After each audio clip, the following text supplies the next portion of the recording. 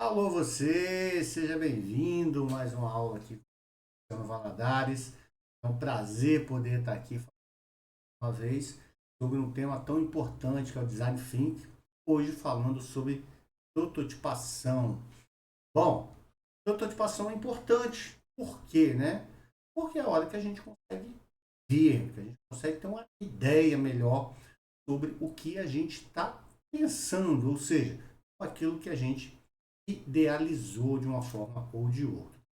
Bom, falando em prototipação, então, a gente começa aí dizendo o seguinte, que o protótipo é a tangibilização de uma ideia, a passagem do abstrato para o físico de forma a representar a realidade, mesmo que simplificada, e propiciar validações. Então, é a hora que a gente enxerga aquilo que nossa mente está criando.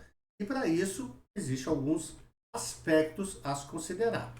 Bom, então tá aí alguns aspectos aí, deixa eu pegar o freezer aqui. Quer dizer o seguinte, né? Então a gente tem aí, ó, da ótica da equipe do projeto, ao dar forma à ideia, é preciso elaborá-la com mais detalhes, aumentando os níveis de fidelidade da solução ao longo do processo. Então a gente está aí aprendendo, fazendo. Aprendemos fazendo protótipos, habilidade.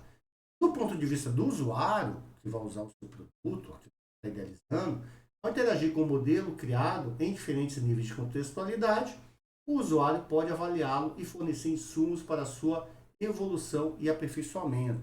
Então, aprendendo com o usuário também. E aí a gente tem os testes de contextualidade, e somando os dois vai dar a nossa prototipação, a nossa validação, que é importante, porque a gente está querendo algo. Bom, níveis de fidelidade, então.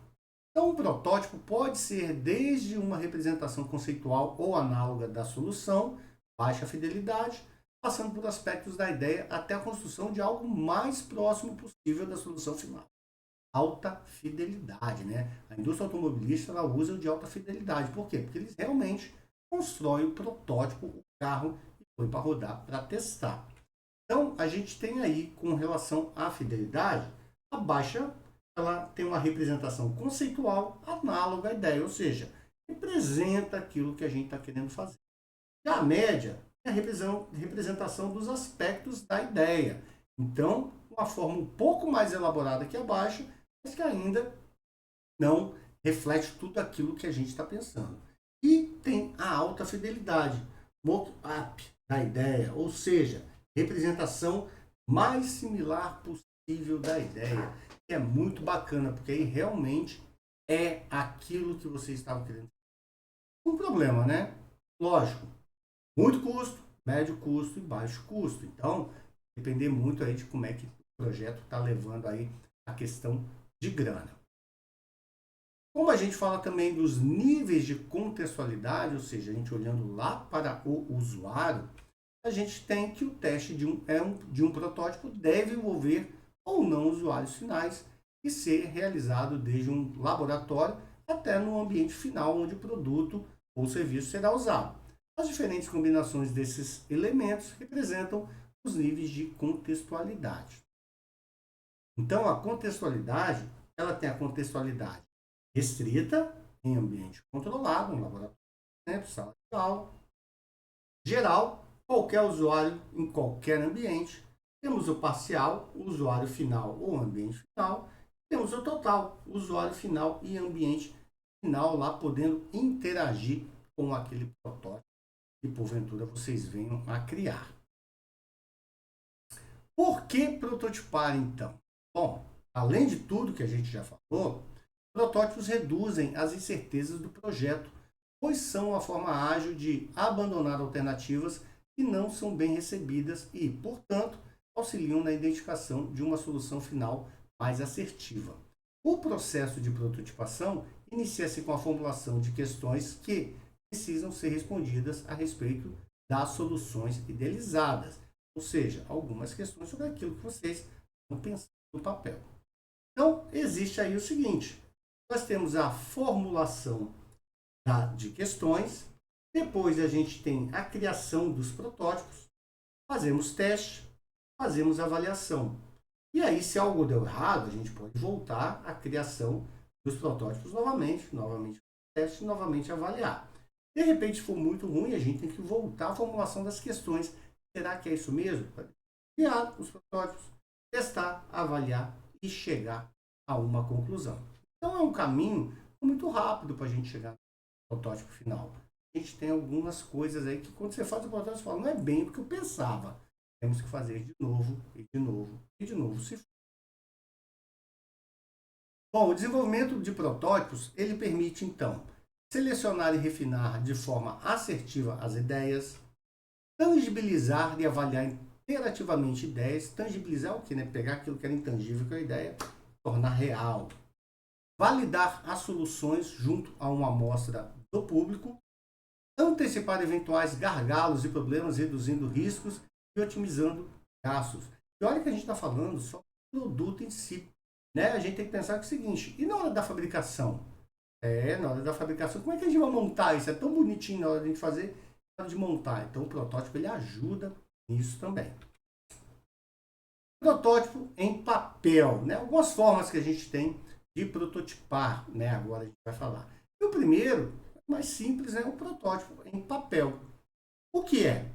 Então são representações de interfaces gráficas com diferentes níveis de fidelidade, desde uma wireframe desenhado à mão em pequenos pedaços de papel para representar esquematicamente as telas de um aplicativo de celular, por exemplo, até uma embalagem de sabonete com detalhes finais e textos em cores. Um protótipo em papel pode começar de maneira simplificada e ganhar complexibilidade ao longo das interações com o usuário ou com a equipe. Quando usar? Quando é necessário avaliar o fluxo de informações e a navegação de um sistema para explorar possibilidades de comunicação de um produto ou apenas tangibilizar a apresentação de uma ideia aos usuários, empresa ou a própria equipe de projetos. Esses testes podem acontecer em contextos variados, desde ambientes controlados, como no laboratório de usabilidade, como em sessões com grupos de usuários finais e potenciais consumidores. Como a gente aplica, então, o protótipo em papel? Como o próprio nome já diz, o resultado final deste propósito será em papel. Pode ser executado à mão, apenas como rascunho de uma solução ou com o auxílio de um computador, a fim de se avaliar detalhes de uma interface, produto ou comunicar serviço. Então, você vê, a gente pode fazer um modelo no computador para que as pessoas consigam enxergar a real ideia daquilo que a gente tem, ou fazer mesmo no papel aí, o pessoal que tem habilidade para fazer papel. Arquitetos usam muito aí a questão da prototipação na hora de fazer as suas maquetes. Uma outra forma que a gente tem de prototipar é o modelo de volume. O que é esse modelo de volume? São representações de um produto que pode variar os níveis de fidelidade, desde baixa, com poucos detalhes, até alta, com a aparência do produto final, podendo ainda apresentar texturas e detalhes, como botões deslizantes, mas ainda não funcional. Ou seja, aquilo que vai ser... Olha, quando usar? Quando se deseja tangibilizar uma ideia e tirá-la do âmbito conceitual, transformando algo concreto para que possa ser validado. O modelo volumétrico permite a visualização tridimensional de um conceito, estimulando a obtenção de críticas de usuários e seus consequentes refinamentos. Além disso, auxilia na venda do projeto para escalões superiores da empresa, de modo a viabilizar a sua produção e não também vender por aí para os incubadores. Vender não, né?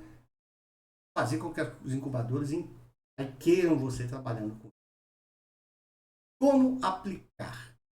Pode ser construído com materiais simples, como papel, cartolina, massa de modelar, etc. Ou ser mais elaborado, composto por diversos materiais e pintando para simular a cor de acabamento do produto a ser fabricado. Temos também a prototipação por encenação. Poxa, mas encenar alguma coisa lá do teatro basicamente isso mesmo. Então, o que é? É uma simulação improvisada de uma situação que pode representar desde a interação de uma pessoa com a máquina até um simples diálogo de pessoas para encenar aspectos de um serviço. Então, aí a encenação é muito legal quando você está falando de um serviço. Quando usar? Quando se deseja testar uma interação para construir detalhadas etapas e melhorar a experiência do usuário. Como é que a gente aplica isso? Seleciona-se um grupo de pessoas, um grupo ou apenas 2 pessoas para participar dessa ação. O importante é que haja um diálogo e que cada participante se permita improvisar e agir de maneira mais natural possível. A cada um dos atores selecionados é determinado um papel. Pode ser, por exemplo, o de atendente de call center, registrando reclamação com um cliente insatisfeito. Ou ainda, pode-se utilizar objetos para delimitar uma experiência, um cenário, de forma que haja atuação e interação não somente entre atores, mas entre objetos, como em um teatro, a encenação não tem limites, deve-se usar a imaginação. Um outro tipo de prototipação que a gente tem é o storyboard, muito usado aí, inclusive pelo marketing, né? Então, o que é o storyboarding? Bom, uma representação visual de uma história através de quadro estático composto por desenhos, colagens, fotografias ou qualquer outra técnica disponível. Quando usar o storyboard? Para comunicar uma ideia a terceiros ou para visualizar o encadeamento de uma solução. O objetivo é detectar aspectos em aberto no produto ou refinar no serviço final. Como é que a gente aplica aí esse tal de storyboard? Bom, primeiro é preciso ter uma ideia bem definida do que comunicar ou testar. Com base nisso, deve-se elaborar um roteiro por escrito e em seguida separar a história em sessões, levando em conta os cenários, atores e enquadramento que serão usados para representar o que deseja. Finalmente, escolhe-se a técnica de representação gráfica disponível ou mais adequada para um objeto, podendo ser resultado final ser impresso ou digital. Você pode fazer uma historinha toda lá no computador e demonstrar através da historinha. Vai acontecer isso, depois isso, mais. O importante é representar visualmente o que se deseja comunicar. Bom, e temos aí também os protótipos de serviços, né? Muitas das empresas nem sempre estão trazendo algo que é tangível, né? E sim querendo um serviço. Então, o que é? É a simulação de um artefato, de artefatos materiais, ambientes ou relações interpessoais que representem um ou mais aspectos do serviço, de forma a envolver o usuário e simular a prestação da solução proposta. Quando usar? Quando se deseja simular os aspectos habitados do serviço de forma a validar o entendimento e as sensações de cada ponto de contato com o cliente.